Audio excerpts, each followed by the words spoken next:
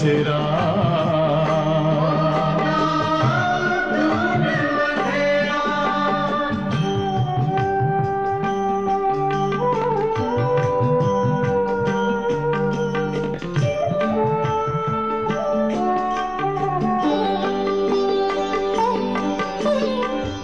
तुम हो आत्मा तन से न्यारे, परमात्मा को प्यारे।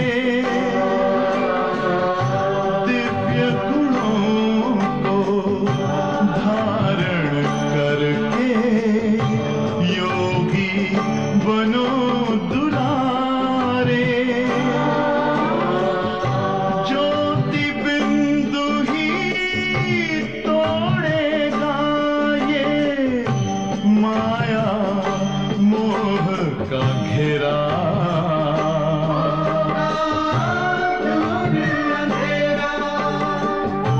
अंतर मन में ज्योति जगा लो, होगा दूर अंधेरा।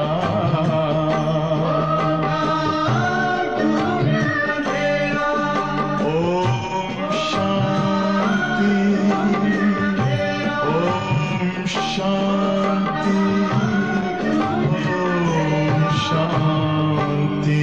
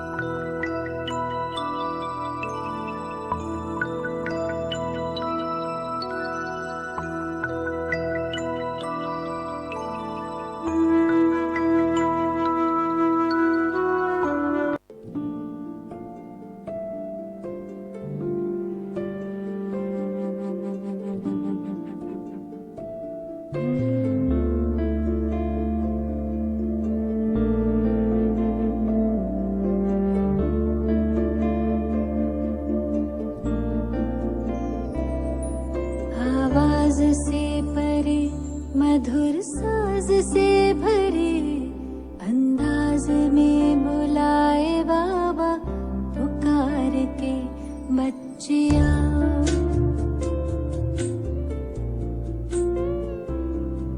आवाज से परे, मधुर साज से भरे, अंदाज में बुलाए बाबा पुकार के बच्चियाँ।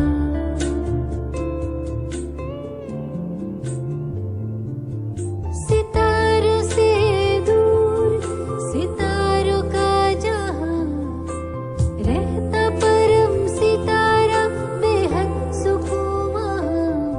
सितारों से दूर, सितारों का जहां, रहता परम सितारा, बेहद सुकून वहाँ। बच्चियाँ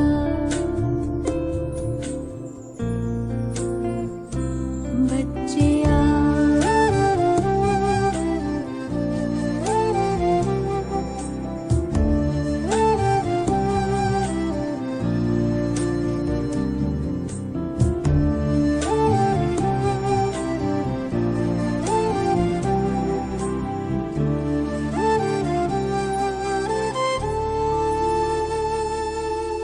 नूर समंदर दिखता सुंदर, लहराए निरंतर, आनंदित अंतर। मौजों की मौज लेने का है समय, वो प्रेम डोर से खींचे वहाँ। जी भर निहार के लिए पंख प्यार के, हम उड़ चले। आवाज से परे, मधुर साज से भरे, अंदाज में बुलाए बाबा पुकार के बच्चियाँ।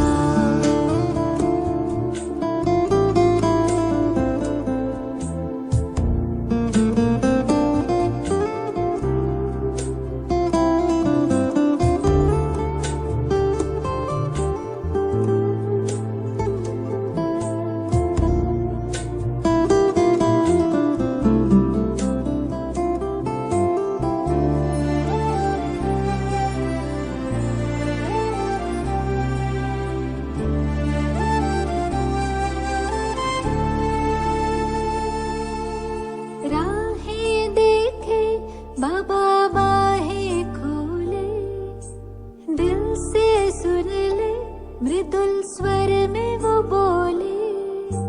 राहें देखे बाबा बाहें खोले, दिल से सुन ले मृदुल स्वर में वो बोले।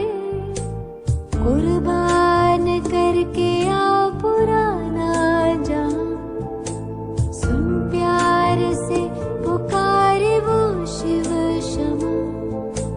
जी भर निहार के लिए पंख प्यार के, हम उड़ चले।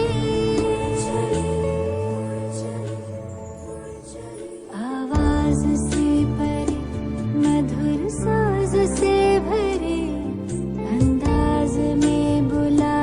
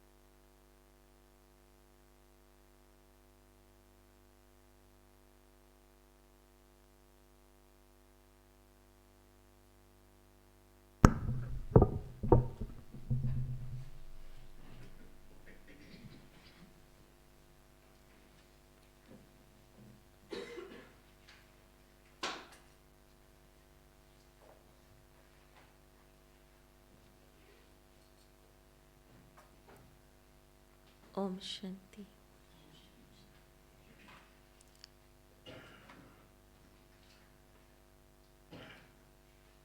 आज बाबा ने विशेष एक गुण के ऊपर पुरुषार्थ करना सिखाया है, जो आत्मा का स्वधर्म भी है और पूरे संसार में हम उसी से पहचाने जाते हैं। मैंने संसार ब्रह्मा कुमारी इसका बहुत नहीं जानता हो, लेकिन ये ओम शांति वाले हैं ज़रूर जानते हैं। तो आज बाबा ने कार्य भी कहा कि तुम बच्चे इस संसार में पीस स्थापन करने वाले हो, शांति स्थापन करने वाले हो। और इसलिए हमारे भीतर कितनी शांति होनी चाहिए।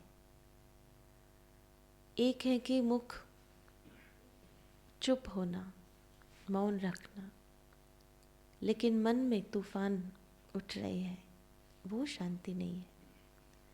शांति वो है कि जब हमारा मन शांत रहे।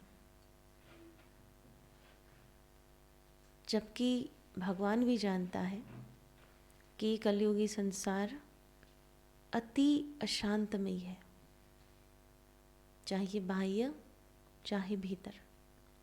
आप कोई भी व्यक्ति को ले लो, उनके मन को देखो तो क्या कहेंगे? बहुत अशांत है, टू मच फास्ट है। ऐसे समय पर बाबा ने हम बच्चों को निमित्त बनाया है। किस लिए? शांति स्थापन करने। ऐसा नहीं कि संसार में शांति है और उसके कार्य में हम लगे हुए हैं। संसार अति अशांत है, एक्सट्रीम पॉइंट पर अशांत है। और हमें स्पेशल कोई रिक्रूट करे कि भाई आप ये काम करना है ना, शांति स्थापन करने का, तो हमारे मन में, हमारी वृत्ति में, हमारे संस्कार में, हमारे स्वभाव में कितनी शांति होनी चाहिए। हमारे एक एक शब्द कितने शांत होने चाहिए। और इसलिए बाबा कहते हैं कि हम बच्चों को ये स्मृति में रहना चाहिए। ये पूरा जो खेल है ना, वो स्मृति और विस्मृति का है।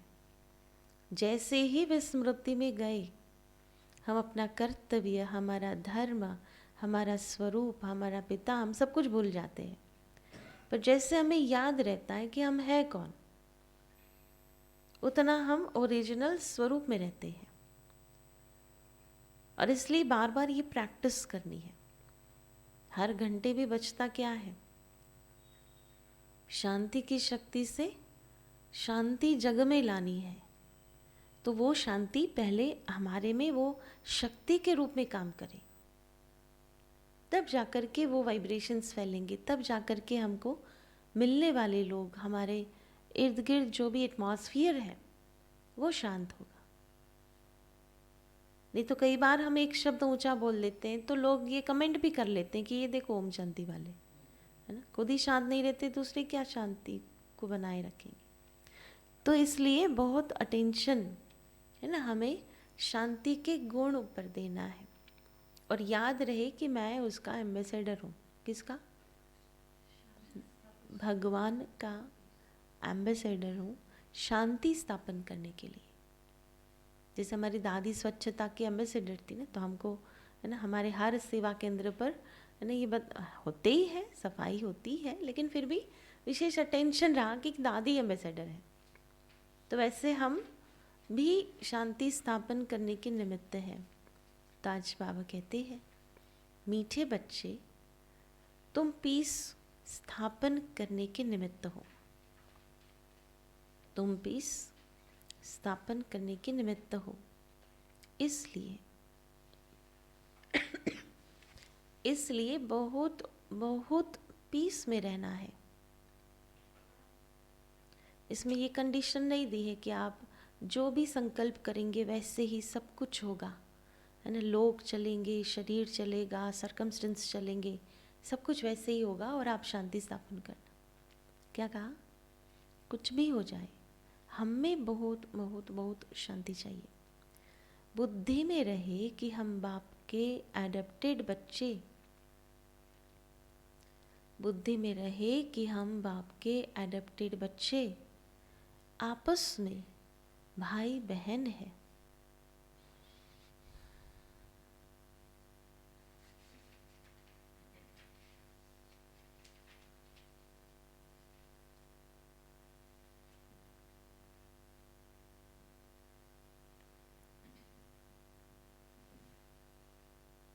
फिर बाबा ने प्रश्न पूछा है, पूरा सरेंडर किसे कहेंगे, उनकी निशानी क्या होगी? है ना, संपूर्ण समर्पित किसे कहेंगे, पूरा सरेंडर, और उसकी निशानी क्या होगी? क्या कहेंगे?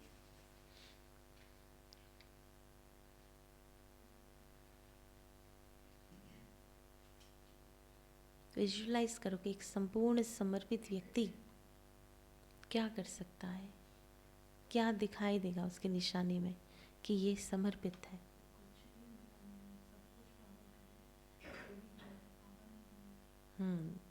मेरा कुछ भी नहीं है, अरे सब कुछ उसका है, हम केवल निमित्त है, ट्रस्टी है।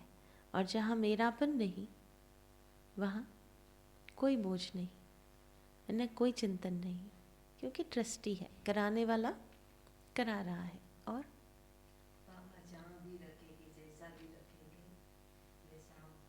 जहाँ बिठाए, जो खिलाए, जो पिलाए, है ना, वैसे खुश रहना। देखो आज बाबा कहते पूरा सरेंडर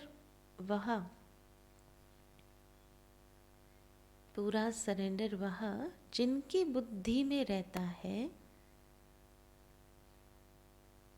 कि हम ईश्वरीय माता पिता से पलते हैं।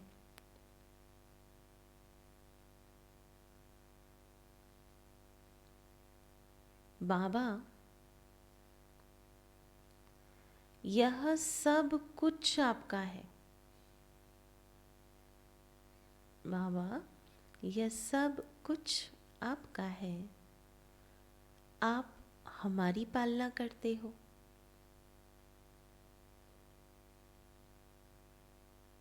भल कोई नौकरी आदि करते हैं,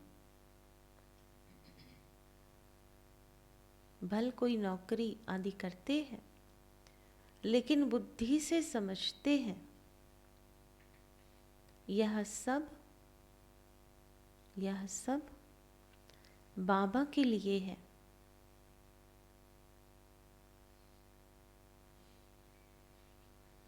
बाप को मदद करते रहते, बाप को मदद करते रहते, उससे इतने बड़े यज्ञ की कारोबार चलती।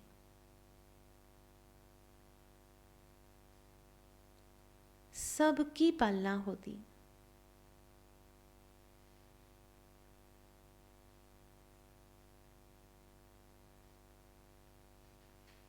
ऐसे बच्चे ही अर्पण बुद्धि हुए।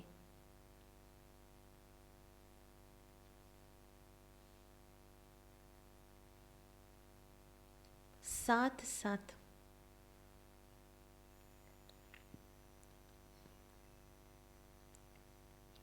पद ऊंचा पाने के लिए, साथ साथ पद ऊंचा पाने के लिए पढ़ना और पढ़ाना भी है।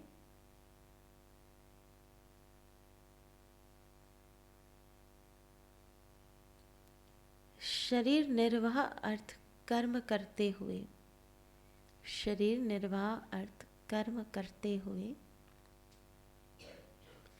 बेहद के माता पिता को, बेहद के माता पिता को श्वासोश्वास याद करना है, श्वासोश्वास याद करना है। गीत है ओम नमः शिवाय,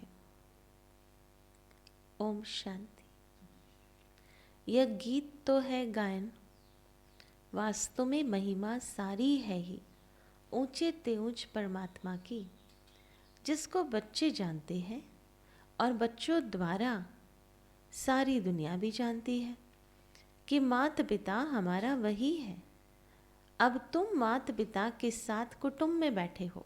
कहाँ बैठे अभी? है ना, माता पिता के साथ परिवार में बैठे हैं। श्री कृष्ण को तो माता पिता नहीं कह सकते, भले उनके साथ राधे भी हो तो भी उनको माता पिता नहीं कहेंगे, क्योंकि वह तो प्रिंस प्रिंसेस है। शास्त्रों में ये भूल है। अब ये बेहद का बाप तुमको सभी शास्त्रों का सार बताते हैं। मुरली क्या है? शास्त्रों का सार, निचोड़। भले इस समय सिर्फ तुम बच्चे सन्मुख बैठे हो, कोई बच्चे भले दूर है, परंतु वह भी सुन रहे हैं। वे जानते हैं कि माता पिता हमको सृष्टि के आदि मध्य अंत का राज समझा रहे हैं और सदा सुखी बनाने का रास्ता वह युक्ति बता रहे हैं। यह हूबहू जैसा घर है, थोड़े बच्चे यहाँ है, बहुत बार है ना? क्या है? थोड़े बच्चे यहाँ है, बहुत तो बाहर है। यह है ब्रह्मा मुख वंशावली, नई रचना। वह तो हो गई पुरानी रचना। बच्चे जानते हैं कि बाबा हमको सुखी बनाने आए हैं। लौकिक माँ बाप भी बच्चे को बड़ा कर स्कूल में ले जाते हैं। यहाँ बेहद का बाप हमको पढ़ा रहे हैं न, वहाँ माता पिता स्कूल में भेजते हैं बच्चों को, और यहाँ माता पिता स्वयं आकर पढ़ाते हैं, हमारी पालना भी कर रहे हैं। तुम बच्चों को अब एक के बगैर दूसरा कोई रहा ही नहीं रहा। सारे संबंध एक से लग गए। माँ बाप भी समझते हैं यह हमारे बच्चे हैं। लौकिक कुटुंब तो 10-15 बच्चे होंगे, 2-3 शादी भी होंगी। यहाँ तो यह सब बाबा के बच्चे बैठे हैं। जितने भी बच्चे पैदा करने हैं सो अभी ही ब्रह्मा मुख कमल द्वारा करने हैं, है ना। सारे बाबा के डायरेक्ट बच्चे कौन है? जो ब्रह्मा मुख द्वारा ब्राह्मण बने हैं। पीछे तो बच्चे पैदा करने ही नहीं है। पीछे कब? जब लास्ट समय ही होगा, क्योंकि बच्चा बनाए तो वर्षा देना पड़ेगा, तो वो काम क्यों करें। सभी को वापस जाना है। यह एक ही एडप्टेड माता निमित्त है, सरस्वती।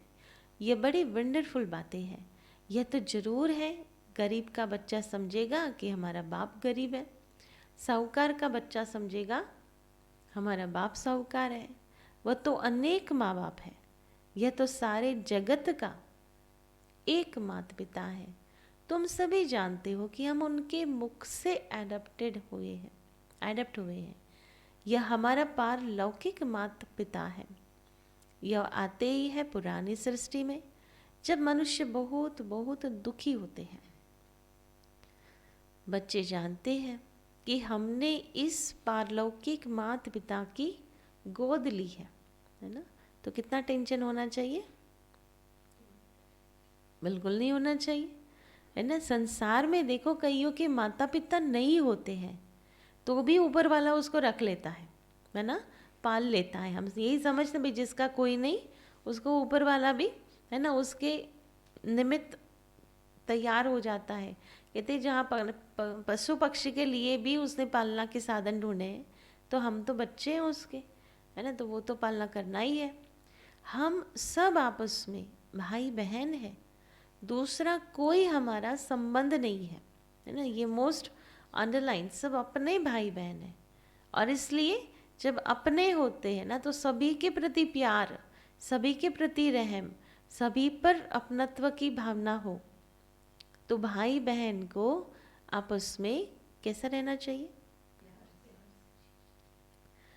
आपस में बहुत मीठा, रॉयल, पीसफुल। आज सारे गुण लिखो, पूरी लंबी लिस्ट है तो, है ना। आपस में भाई बहनों को कैसा रहना है? बहुत मीठा, रॉयल, पीसफुल, नॉलेजफुल, ब्लीसफुल बनना चाहिए। जबकि तुम पीस स्थापन कर रहे हो तो तुमको भी बहुत पीस में रहना चाहिए। बच्चों को यह तो बुद्धि में होना चाहिए ना कि हम पारलौकिक बाप के एडप्टेड बच्चे हैं, परम धाम से बाप आए हैं, वह है ग्रैंडफादर, यह दादा बड़ा भाई है जो पूरा सरेंडर है। वो समझेंगे हम ईश्वरीय माँ बाप से पलते हैं। बाबा ये सब कुछ आपका, आप हमारी पालना करते हो। जो बच्चे अर्पण होते हैं उनसे सभी की पालना हो जाती है। भल कोई नौकरी करते हैं तो भी समझते हैं ये सब कुछ बाबा के लिए है, तो बाप को भी मदद करते रहते हैं, नहीं तो यज्ञ की कारोबार कैसे चले।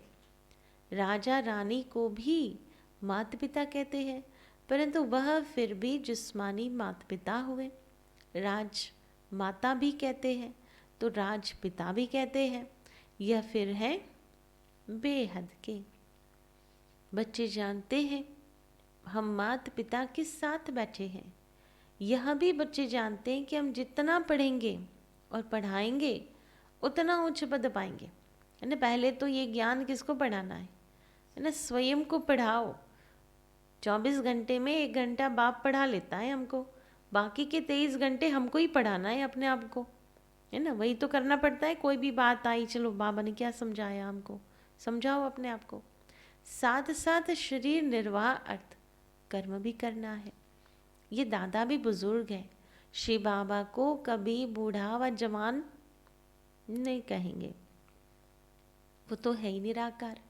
यह भी तुम जानते हो कि हम आत्माओं को निराकार बाप ने एडप्ट किया है, और फिर साकार में ये ब्रह्मा, है ना, जिस मात पिता के बनते हैं तो कितनी, है ना, खुशी का पारा चढ़ता है।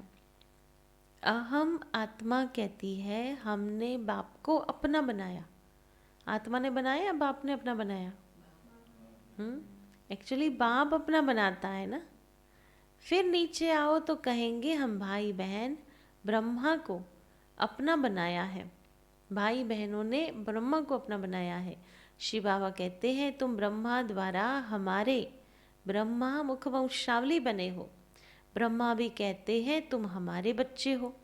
तुम ब्राह्मणों की बुद्धि में श्वासोश्वास यही चलेगा कि यह हमारा बाप है, वह हमारा दादा है ना। कंटिन्यूस क्या चले, कैसे शिव बाबा हमारा पिता है और कैसे ब्रह्मा भाई है, वह हमारा दादा है। बाप से जास्ती दादे को याद करते हैं। वह मनुष्य तो बाप से झगड़ा आदि करके भी दादे से प्रॉपर्टी ज़रूर लेते हैं। तुमको भी कोशिश करके बाप से भी जास्ती दादे से वर्षा लेना है। बाबा जब पूछते हैं तो सभी कहते हम तो नारायण को वरेंगे। कोई कोई नए आते थे, पवित्र नहीं रह सकते थे, वह हाथ नहीं उठा सकते थे।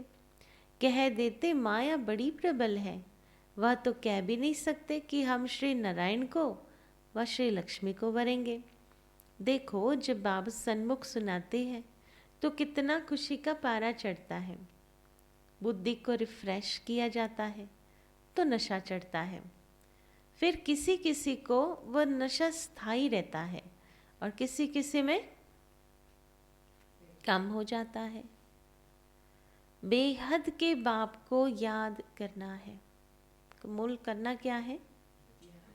बेहद के बाप को याद करना है। 84 जन्मों को याद करना है तो चक्रवर्ती राजाई को भी याद करना है। जो मानने वाले नहीं होंगे उनको याद नहीं रहेगी, है ना। जिनको करना ही नहीं है कुछ तो उसको थोड़ी याद आएगा। बाप दादा समझ जाते हैं क्या, जो कुछ करते नहीं ना बाबा के कहे अनुसार, तो क्या समझते बाबा? उच्च पद नहीं पाएंगे और क्या समझेंगे? खपुत बच्चे हैं, है ना। बाबा समझेंगे कि ये बाबा बाबा कहता तो है परंतु सच सच याद नहीं करता है और ना लक्ष्मी नारायण को वरने के लायक बनता है ना। केवल एक है कहना ऊपर से, है ना, वाइट ड्रेस पहन लेना, बाबा बाबा कहने से बात तो खत्म नहीं हो जाती। अंतर्यामी बाप हर एक की बुद्धि को समझते हैं। या शास्त्रों की तो कोई बात ही नहीं है। बाप ने आकर राज योग सिखाया है, जिसका नाम गीता रखा है। बाकी तो छोटे मोटे धर्म वाले सब अपना अपना शास्त्र बना लेते हैं, फिर वह पढ़ते रहते हैं। बाबा शास्त्र नहीं पढ़े हैं, कहते हैं बच्चे मैं तुमको स्वर्ग की राह बताने आया हूँ। है ना, शास्त्र पढ़ाने नहीं आया, क्या करने आया हूँ? स्वर्ग की राह बताने आया हूँ। तुम जैसे अशरीरी आए थे वैसे ही तुमको जाना है, तो क्या करना पड़ेगा? अशरीरी बनने का अभ्यास अभी करना है। ये प्रैक्टिस करना, जैसे बहुत ठंडी पड़ रही हो ना, तब कोई भी गर्म कपड़ा ना पहनकर प्रैक्टिस करो अशरीरी बनने की, आपको सच में ठंडी नहीं लगेगी। माना ये अलग अलग प्रयोग, ऐसा नहीं कि कोई हम कोई हठ योग सन्यासी है, लेकिन अलग अलग प्रैक्टिस करो कि क्या क्या कौन सी सिचुएशन में कैसे कैसे हम ये कर सकते हैं। आपको बहुत लंबा मान लो चलना है और लिटरली थक गए हो, अशरीरी बनने की प्रैक्टिस करो, फिर चलना शुरू करो, तो आप कितना भी चल लेंगे आपको पता भी नहीं चलेगा। तो ये अलग अलग परिस्थितियों में ना ये प्रैक्टिस, ये केवल कहने की बात नहीं है कि हमको अशरीरी बनना है ना। बोलने में तो बहुत अच्छा बोल भी लेते हैं कि हम अशरीरी बनकर बैठते हैं, लेकिन अशरीरी स्थिति का अभ्यास दिन प्रतिदिन बढ़ाना है। देह सहित सब इन दुखों के कर्म बंधन को छोड़ देना है, क्योंकि देह भी दुख देती है। देह भी क्या करती है? सबसे पहला दुख आत्मा को कब पहुंचता? जब देह दुखी होता, बीमार होता, क्योंकि पहला साधन ही तो देह है ना। संबंध तो फिर भी दूर है, लेकिन पहला ही इंस्ट्रूमेंट जो आत्मा यूज करती है वो देह है।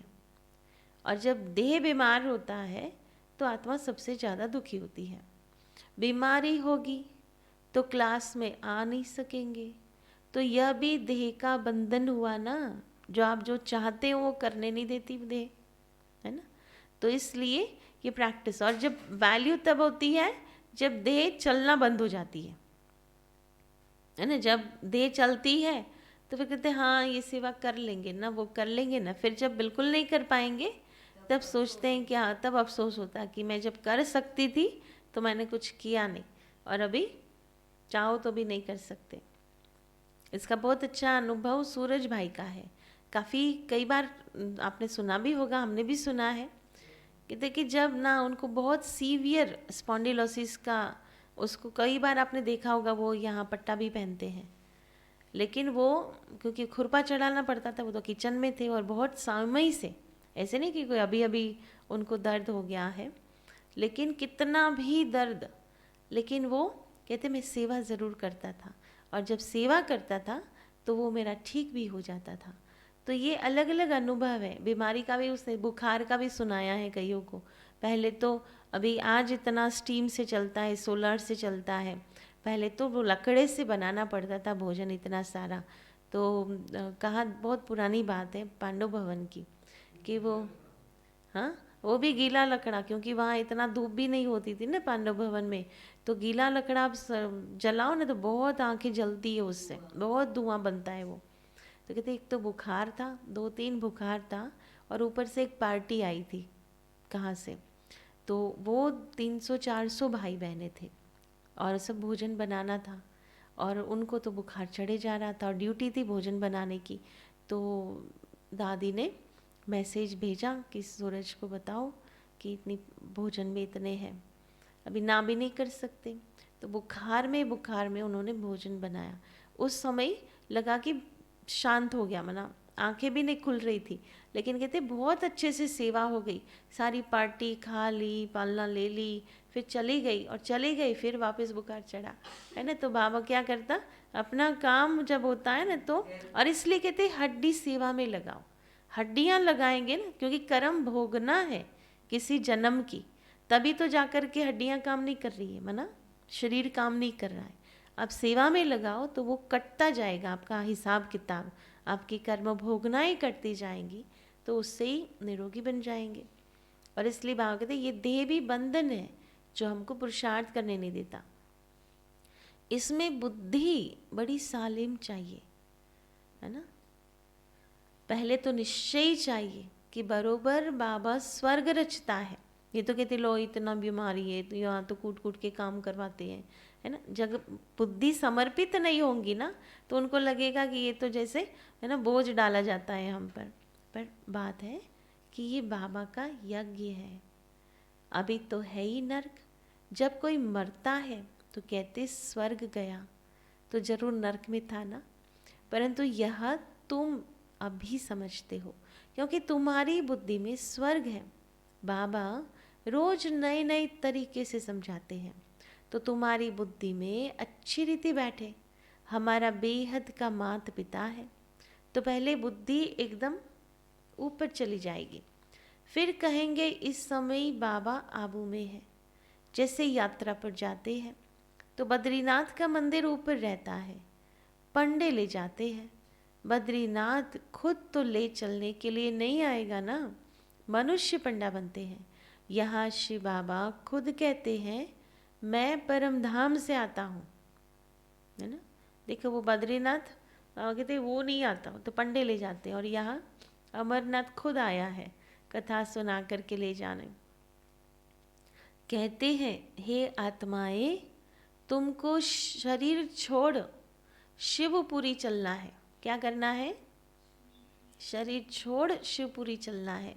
जहाँ जाना है वह निशाना जरूर याद रहेगा। वह बद्रीनाथ चैतन्य में आकर बच्चों को साथ ले जाए, ऐसे तो हो नहीं सकता। वह तो यहाँ का रहवासी है। ये परमपिता परमात्मा कहते हैं मैं परम धाम का रहवासी हूँ तुमको लेने के लिए आया हूँ। श्री कृष्ण तो ऐसे कह न सके। रुद्र शिव बाबा कहते हैं यह रुद्र यज्ञ रचा हुआ है। गीता में भी रुद्र की बात लिखी हुई है। वह रूहानी बाप कहते मुझे याद करो। बाप ऐसी युक्ति से यात्रा सिखाते हैं जो जब विनाश हो तो तुम आत्मा शरीर छोड़ सीधा बाप के पास चले जाएंगे।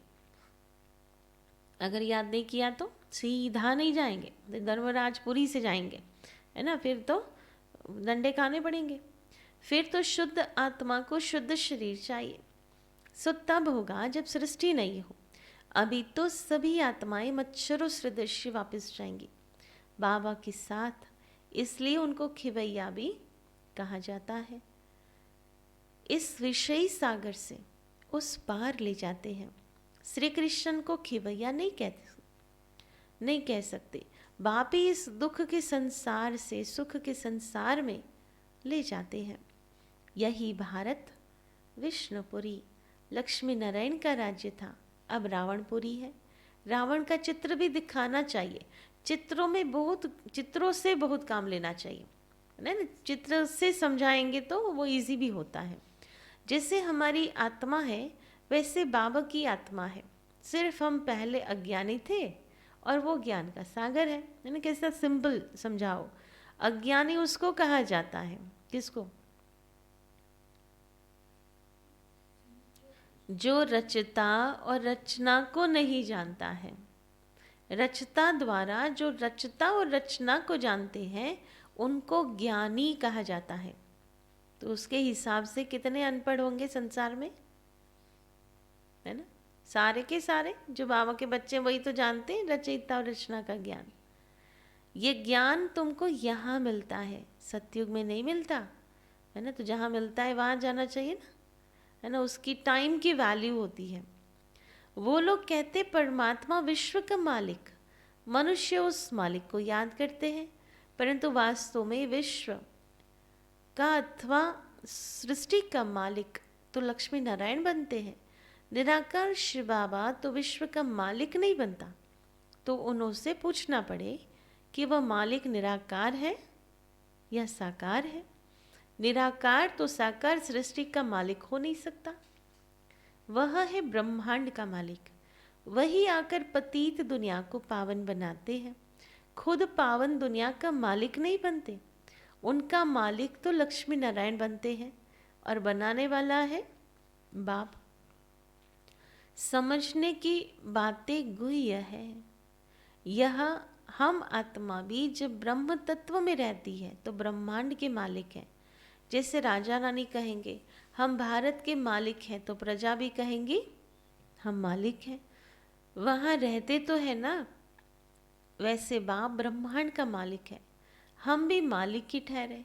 फिर बाबा आकर नई सृष्टि रचते हैं, कहते मुझे इस पर राज्य नहीं करना है। तो किस लिए आया, इतनी मेहनत करता है? राज्य कराने वाला मेहनत कर रहा है या करने वाले कर रहे हैं? है ना, वो 365 दिन पढ़ा रहा है, और जिसको बनना है राजा वो 365 दिन पढ़ते हैं। नहीं कहते आज ये प्रॉब्लम है, आज वो प्रॉब्लम है ना, कितने बहाने मिल जाते हैं मुरली छोड़ने के। मैं मनुष्य नहीं बनता हूँ, मैं तो ये शरीर भी लोन पर लेता हूँ, है ना। एक तो बाबा कभी उधारी चलाता नहीं है, लेकिन हमारे लिए आपको पता है ना, यज्ञ में, फाइनेंस में 1 रुपया भी उधार नहीं ले सकते। ब्रह्मा कुमारी का अकाउंट में कुछ भी उधार नहीं चलता, सख्त विरोध है उसका। और शिव बाबा हमारे लिए कितनी जहमत उठा रहा है ना, लोन पर लेकर आया है शरीर भी। तुमको सृष्टि का मालिक बनाने राजयोग सिखाता हूं। तुम जितना पुरुषार्थ करेंगे उतना उच्च पद पाएंगे, इसमें कमी मत करो। किसमें? पुरुषार्थ में कमी मत करो, है ना। कुछ भी हो जाए, कोई ये थोड़ी आपको बताएंगे कि हाँ सारी पुरुषार्थ भी हम कर लेंगे ना, पुरुषार्थ तो हमको ही करना है।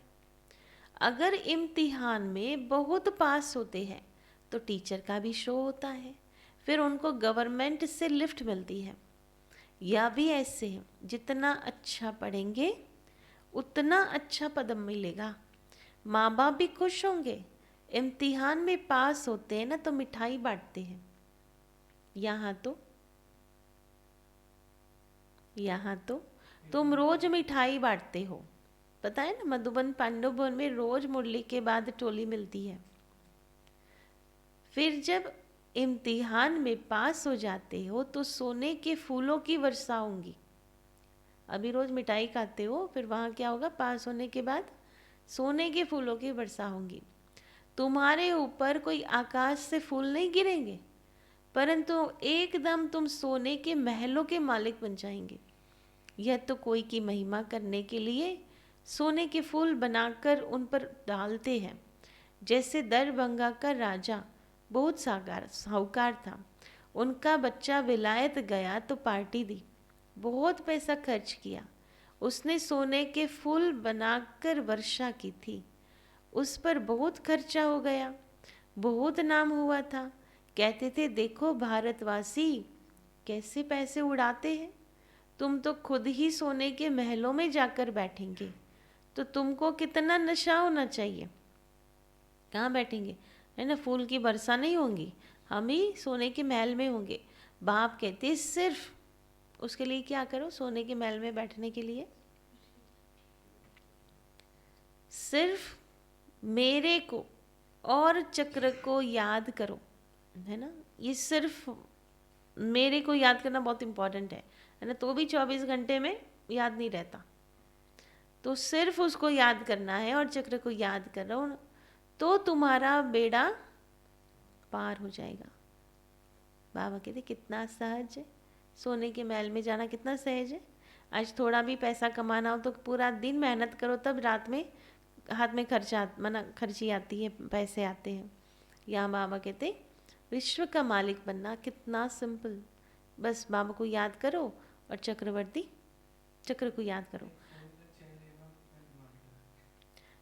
तुम बच्चे हो चैतन्य परवाने, बाबा है चैतन्य क्षमा। तुम कहते हो अभी हमारा राज्य स्थापन होना है, अब सच्चा बाबा आया हुआ है भक्ति का फल देने। बाबा ने खुद बतलाया है मैं कैसे आकर नए ब्राह्मणों की सृष्टि रचता हूँ, मुझे जरूर आना पड़े। तुम बच्चे जानते हो हम ब्रह्मा कुमार और कुमारियाँ हैं, शिव बाबा के पोत्रे हैं। ये फैमिली बड़ा वंडरफुल है, कैसे देवी देवता धर्म का कलम लग रहा है। झाड़ में क्लियर है, नीचे तुम बैठे हो, तुम बच्चे कितने सौभाग्यशाली हो। मोस्ट बिलवेड बाप बैठ समझाते हैं कि मैं आया हूँ तुम बच्चों को रावण की जंजीरों से छुड़ाने। रावण ने तुमको रोगी बना दिया। किसने बनाया रोगी? रावण ने। अब बाप कहते हैं, बाप कहते मुझे याद करो, है ना। अभी आपको पता हो, मैंने कई बार वैसे तो क्लास में बताया है, अभी डॉक्टर्स रिसर्च कर रहे हैं, अभी बहुत सेल पर बहुत रिसर्च चल रहे हैं। रावण ने रोगी बनाया कैसे? और बाबा कहते हैं ना कि योग से एवर हेल्दी बनते हैं, है ना। वेल्दी ज्ञान से बनते, लेकिन हेल्दी योग से बनते। योग, एक योगी का मन हर परिस्थिति में शांत, हर परिस्थिति में खुश, हर परिस्थिति में आनंदित है, तो उसके सेल एवरी टाइम रिजोनेट, बहुत हेल्दी, है ना। डांसिंग, कोई डांस करते करते कितनी मज़े आती है, वो लोग वीडियोस बनाते हैं तो उसमें उसके हर सेल डांस करते होंगे, वो खुद नहीं डांस, वो जैसे मन में खुशी की तरंगें उठना शुरू होती है तो सारे बॉडी के सेल्स डांस करेंगे। और जैसे एक नेगेटिव थॉट किया, सारे सेल बेचारे मुंह लटका कर, है ना, काम करेंगे। और वो भी कितने हैं, कितने सेल्स हैं? कहते ट्रिलियन सेल्स से भी अधिक है। अभी वो सारे डाउन हो जाएंगे तो आपकी पोजीशन क्या होंगी? कुछ नहीं किया है लेकिन कुछ काम करने का मूड ही नहीं आएगा, बैठे रहेंगे, है ना। शरीर में जोश नहीं आएगा, बिकॉज आपके थॉट ही डाउन ले गए हैं। और इसलिए बाबा कहते हैं कि रावण ने रोगी बनाया। तभी रिसर्च चल रही है कि सबसे बड़ा रोग का कारण वो है नफरत, हेट्रेड। इस पर रिसर्च हो चुकी है कि बीमारियों की जड़ है नफरत। अगर आपने एक दूसरे को नफरत करना शुरू किया, आप 100% रोगी बनेंगे। और इसलिए बाबा कहते हैं आपस में प्यार से रहो, मीठे होकर चलो, ब्लिसफुल बनो, खुशी में रहो, तो फिर आपका, है ना, पूरा सेल फैमिली भी खुश रहेगा। आई थिंक एक दिन आसिम भाई का क्लास रखना चाहिए, ज्योति बहन, यहाँ, कि सेल कितना काम करता है। और सेल को भी चलाने वाली शक्ति वो तो आत्मा है ना। आत्मा से थॉट्स, और थॉट्स से, है ना, उसके वाइब्रेशन सेल पर, और सेल कैसे बॉडी में काम करते हैं।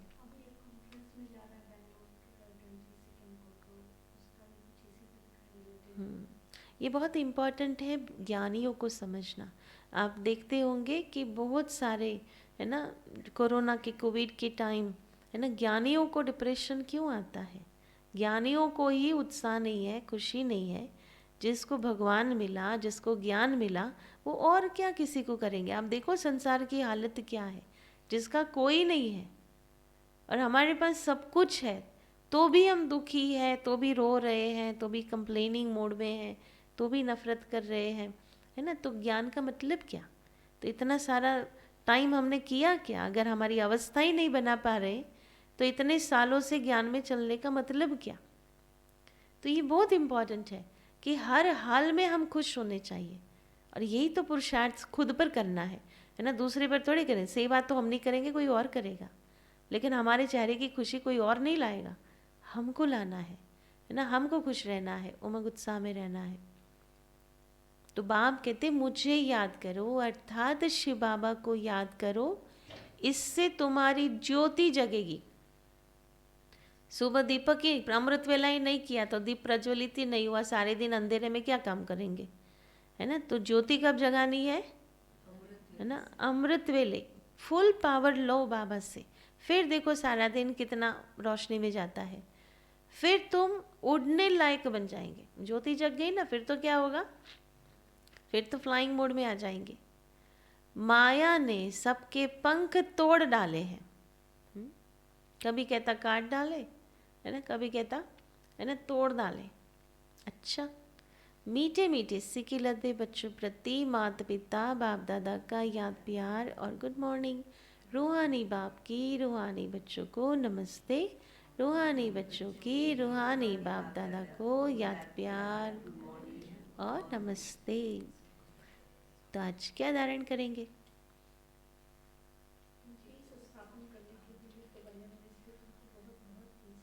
हम पीस स्थापन करने वाले हैं, तो बहुत बहुत शांति में रहना है और अशरीरी बनने का अभ्यास करना है। चित्रों से अधिक काम लेना चाहिए, तो जिसको सिर्फ बाप और चित्र को याद करो, चक्र को याद करो, तो सोने के महल मिलेंगे।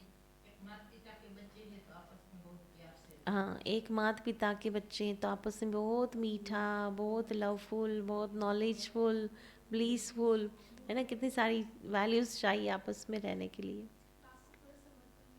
हाँ, सरेंडर बुद्धि, आज बाबा ने पूरा सरेंडर वो है जो समझता है कि सब कुछ बाबा का है और मुझे बाबा को मदद करनी है।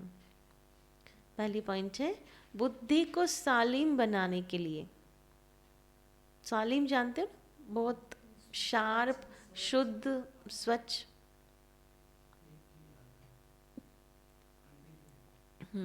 बुद्धि को सालिम बनाने के लिए देह में रहते, देह के बंधन से न्यारा रहना है। देह के बंधन से न्यारा रहना है। अशरीरी बनने का अभ्यास करना है। अशरीरी बनने का अभ्यास करना है।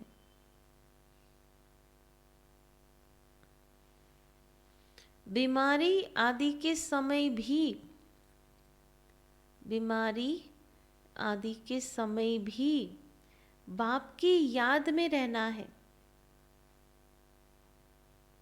बाप की याद में रहना है। दूसरी पॉइंट है पारलौकिक माता पिता के बच्चे बने हैं।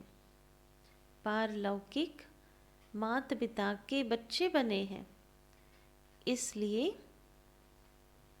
बहुत बहुत मीठा, रॉयल, पीसफुल, नॉलेजफुल और ब्लीसफुल रहना है। पीस में रह, पीस स्थापन करनी है।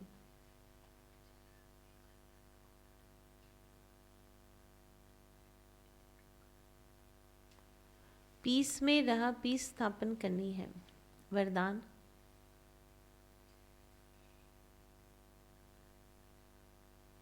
रूहानियत के साथ, रूहानियत के साथ रमणीकता में आने वाले मर्यादा पुरुषोत्तम भव। रूहानियत के साथ रमणीकता में आने वाले मर्यादा पुरुषोत्तम भव।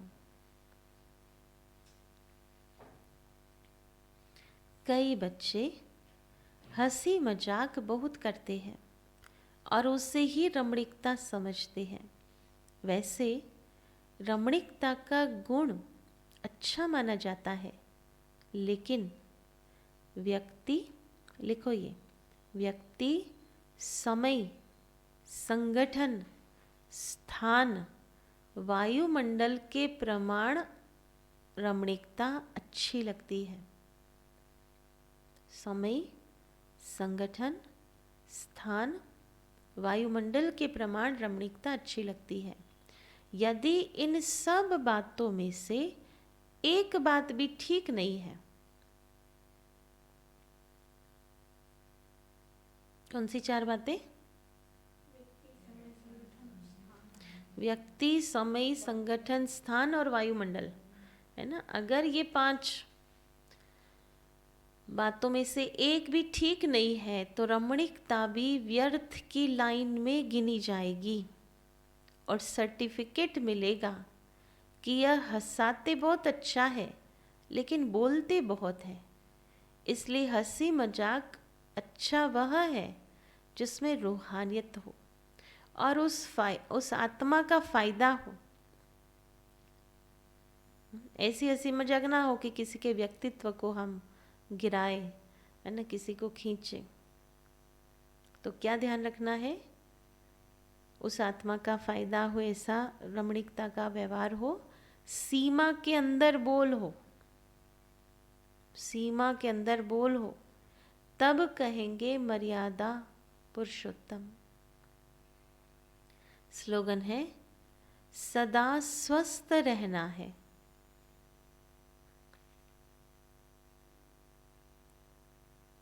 सदा स्वस्थ रहना है तो आत्मिक शक्ति को बढ़ाओ। तो आत्मिक शक्ति को बढ़ाओ। ओम शांति। आज का स्वमान है मैं संतुष्ट मणि आत्मा हूँ। मैं संतुष्ट मणि आत्मा हूँ। चिंतन है हद की इच्छा मात्रम अविद्या स्थिति क्या है? हद की इच्छा मात्रम अविद्या स्थिति क्या है? और योगाभ्यास है मैं आत्मा ज्ञान गुण शक्तियों से संपन्न हूँ।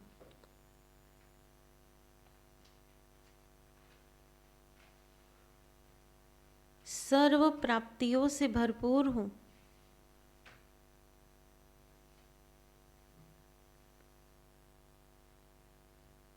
हद की सर्व इच्छाओं से परे संतुष्ट मणि बन संतुष्टता की किरणें फैला रही हूँ। संतुष्टता का वाइब्रेशन चारों तरफ वायुमंडल में फैलाने का अभ्यास करें। ओम शांति। बाकी तो इस संडे जो भी ऑनलाइन है सबको क्लास में आना है। विशेष एक कार्यक्रम करने जा रहे हैं शिवरात्रि के निमित्त, तो क्लास के पश्चात उसकी मीटिंग भी होंगी।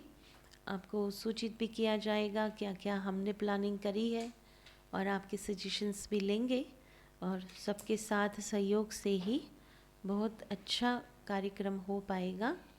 तो संडे सभी को क्लास में आना है। उस तैयारी के साथ आना है कि कम से कम 9 बजे का, इसलिए सबका नाश्ता यहाँ होगा, तो उसी के साथ आना है। ऐसा नहीं कि भाई मुरली पूरी हो गई इसलिए मेरे को लेट होता है मैं चली जाऊँ या चला जाऊँ, लेकिन सबको यहीं बैठना है। मुरली के पश्चात मीटिंग होगी, नाश्ता भी सभी का यही है। ओम शांति।